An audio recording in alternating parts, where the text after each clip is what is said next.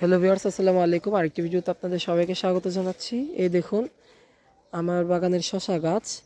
আমি বেশ কিছুদিন আগে বীজ লাগানোর সময় আপনাদেরকে দেখিয়েছিলাম, মাঝখান দিয়ে আরেকটা আপডেট দিয়েছিলাম যখন গাছগুলো বড় হয়। তো এখন কিন্তু গাছে ফলন হয়েছে। এই যে দেখুন সুন্দর সুন্দর মাশাআল্লাহ বেশ ভালো সাইজের শসা হয়েছে। শসাগুলো কিন্তু আজকে হারভেস্ট করব। এই যে দেখুন শসাগুলোর সাইজ কিন্তু আলহামদুলিল্লাহ বেশ ভালো। এই যে শসাটা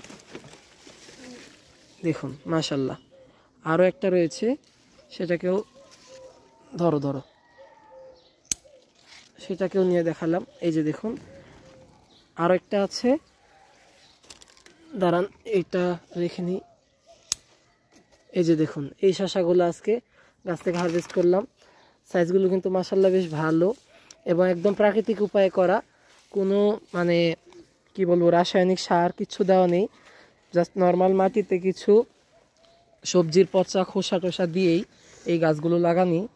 আর এই যে দেখুন বেশ ভালো পরিমাণে কিন্তু ফলন হয়েছে। আপনারা দোয়া করবেন যেন আরও ভালো পায় এবং আপনারা অবশ্যই লাগাতে পারেন। শীতের শসা এখনও সময় রয়েছে, এখনও লাগালে কিন্তু আপনারা শসা পাবেন। তো শসা গাছ কিন্তু খুবই সহজ করে লাগানোর একটা গাছ, মানে খুব বেশি যত্নেরও প্রয়োজন হয় না। তো আপনাদের কাছে অনুরোধ রইল অবশ্যই একটি শসা গাছ বাগানে লাগাবেন। ধন্যবাদ সবাইকে, আসসালামু আলাইকুম।